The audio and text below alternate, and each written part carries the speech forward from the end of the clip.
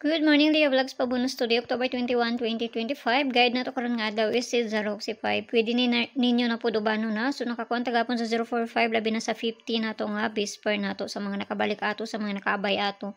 No, so ang guide na to karon nga adlaw Zaroxy 5. So ayaw mo ko pagkumpiyansa na pud sa 51 na to gahapon kay malay mo unya mo kuan to unya, no? So nara na sa inyo ha unsay kuan ninyo ana. Basta kay pamasin lang ning ako. Unsay itong pabunus sa to gahapon? 250 ba itong pabunus to gahapon? Kalimot ko. 250 ba to? Muna itong pabunus gahapon, no? 250 or 251? Kalimot ko sa pabunus to gahapon. Baliki na to ninyo. Basta naara diha. Kalimot mga kung sa itong pabunus to gahapon ba? So, mamasintaan ni karon nga adlaw. So, per na to karon nga adlaw kani or si 91, no? So, nakapares na siya dito sa Inday.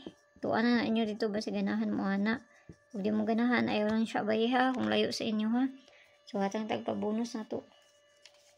Kalimut sa pabonus sa to gahapon.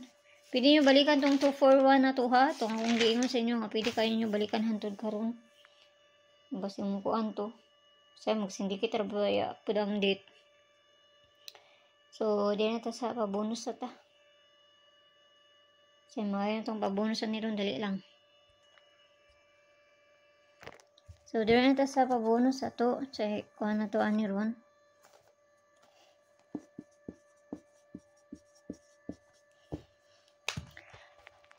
Okay, so ang pabonus ato karon nga adlaw is C290. Tapos ang pabali niya.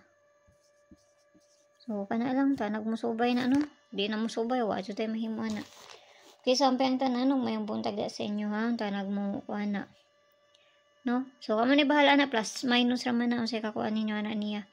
So, may buntag sa inyo ha diha. Bukka na lang mo ra may na diri sa kuha. Bye-bye.